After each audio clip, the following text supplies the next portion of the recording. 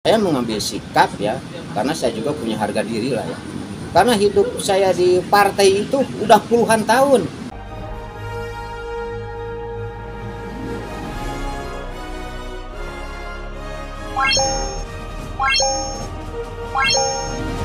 Awal mulanya saya dari rumah ya. Awal mulanya dari rumah, mau acara ke Pangandaran. Mau ke acara ke Pangandaran. Kebetulan hari itu kalau nggak salah hari Kamis ya, kalau nggak salah hari Kamis saya pergi dari rumah tujuan ke Pangandaran. Di tengah perjalanan ada telepon fungsionaris, terus incumbent dewan ya, nggak tahu dibilang siapa-siapanya, yang penting Pak Wantim coba ke sini dulu ke kantor, ada rapat Golkar. Oh maaf saya nggak diundang. Oh nggak apa-apa, oh sini aja lah. Unsur tidak disengaja saya masuk ke kantor DPD Partai Golkar Kabupaten Pangandaran. Di situ banyak staf di luar. Pada ditunggu suruh masuk. Saya masuk ke dalam, kelihatan lagi ada rapat internal, antara calon-calon fungsionaris dan incumbent. Saya mau ke pantau, saya duduk. Habis duduk sebentar, ketua bilang, maaf Pak Dek, ini Wantim tidak ada undangan, keluar. Tegas kan gitu. Saya tidak keluar, dan saya juga menanggapinya secaranya lah positif ya. Jadi saya nggak balik keluar, tetap saya duduk di dalam, ikuti arahan-arahan dari pengurus ke fungsionalis dan para dewan. Habis itu gak lama kemudian saya setengah rapat ya, saya pulang. Cuma beberapa kata saya cuma untuk memberi wawasan sedikit bahasa. Habis berbicara saya pulang. Karena saya di waktu itu tidak menjawab ataupun melawan tentang pengusiran saya sebagai Dewan Pertimbangan di Partai Golkar Kabupaten Pangandaran, karena saya juga kan sebagai Dewan Pertimbangan. Jadi apapun yang terjadi di dalam seperti apa tidak mungkin saya ngomong gitu kan. Kalau saya melawan atau saya dimana lah frontal kan, itu salah, berarti saya bukan Dewan Pertimbangan namanya gitu kan. Jadi kita sama-sama berarti tidak punya etika dan tata krama yang sopan, yang baik dalam berbicara. Tetap saya hargai dan hormati sebagai ketua. Ada beberapa orang seperti istrinya Pak Enjang Apandi ya, Pak Enjang Apandi ada di dalam, terus Bayana Macan juga ada. Jadi adalah beberapa yang lainnya pengurus ada di situ. Makanya dari situ saya juga tidak paham apa tujuannya. Karena tujuan saya sebagai Dewan Pertimbangan, jadi prinsip saya itu tidak membesarkan satu kelompok ataupun satu fungsionaris ataupun dewan, tidak. Prinsip saya masuk di Dewan Pertimbangan itu kan untuk membesarkan Partai Golkar dengan kemampuan dan dengan elektabilitas dan intelektual ataupun skill saya untuk memajukan Golkar di Kabupaten Pangandaran. Saya sedikit juga tidak paham, nggak tahu ada masalah apa kan dengan saya. Prinsipnya sih nggak punya masalah dengan siapapun. Saya belum pernah mengadu domba, apalagi bikin sistem di Partai Golkar, belum. Cuma saat ini aja mungkin saya mengambil sikap ya, karena saya juga punya harga diri lah ya. Karena hidup saya di partai itu udah puluhan tahun. Tapi saya bukan masuk partai, tapi militan partai di semua partai. Karena saya masuk ke Partai Golkar dasarnya karena ini amanat orang tua, itu Pak Haji Adam ya. Pak Haji Adang amanat orang tua, Dek, kamu masuk Golkar biar enak kalau ada apa-apa kan ada nanti ke depan ada kepentingan gitu, kalau berpartai kan enak. Saya tidak mau, Wak, saya mah belum pernah masuk partai, itu mah militan partai dari dulu ya. Masuk ke partai PDI militan, masuk ke partai P3 militan, masuk ke partai Golkar juga militan. Terakhir ke saya masuk partai itu militan di Gerindra ya.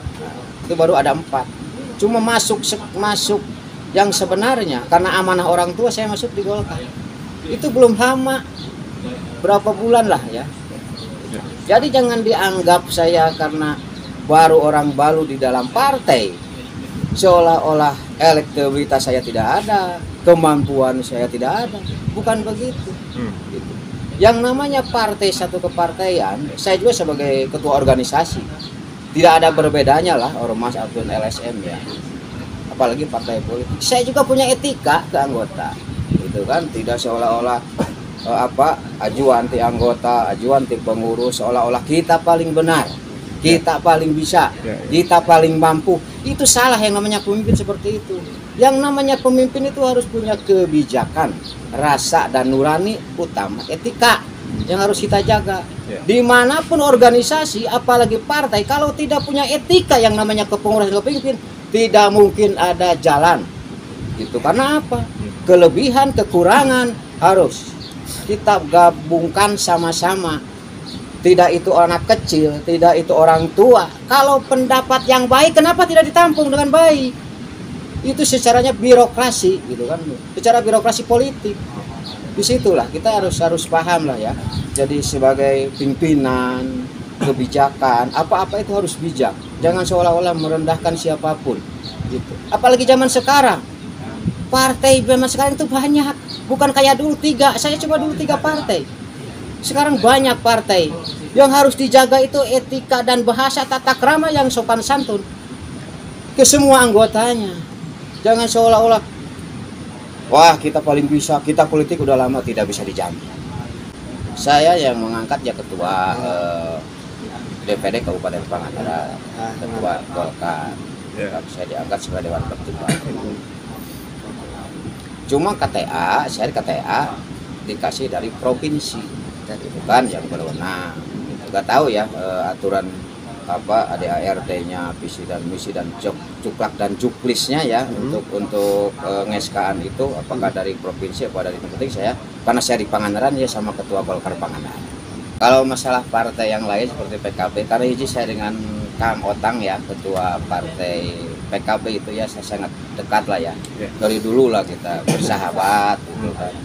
Memang Pak Otang sendiri pernah menawarkan dulu ya sebelum saya anti berpartai masuk partai sih sebenarnya.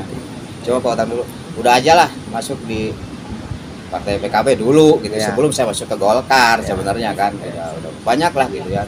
Saya kan dari Gerindra sendiri, dari Nasdem gitu kan, banyaklah beberapa partai, gak usah disebut siapa-siapa ya. Anu penting saya di setiap di partai mungkin nggak tahu kebutuhannya seperti apa ya gitu kan. Banyak beberapa partai politik yang suruh jadi pengurus gitu ya. Bukan saya tidak mau, kata saya tadi gitu.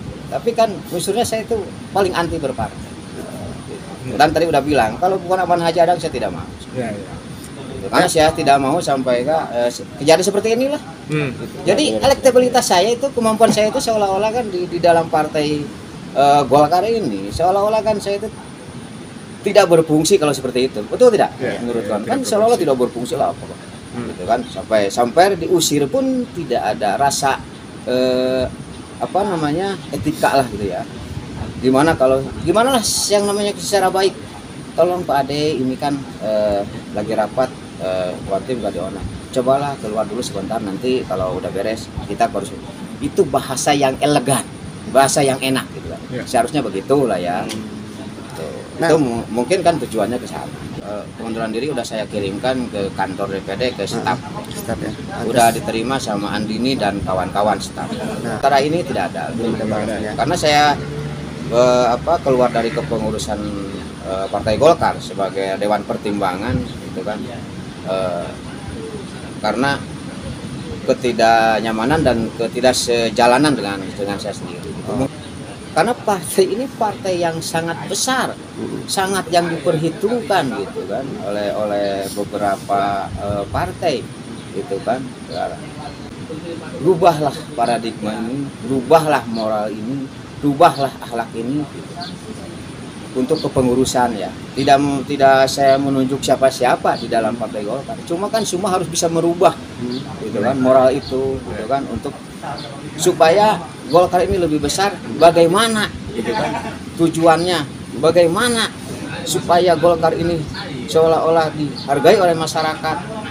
Tahu Golkar ini dibutuhkan oleh masyarakat partai karena apa? Partai politik ini harus betul-betul menjadi contoh ke masyarakat karena dasarnya semua sistem, semua bentuk dari khususnya ekonomi itu kan dari partai. Abdullah Haris melaporkan untuk Global TV Aktual dari Pangandaran, Jawa Barat.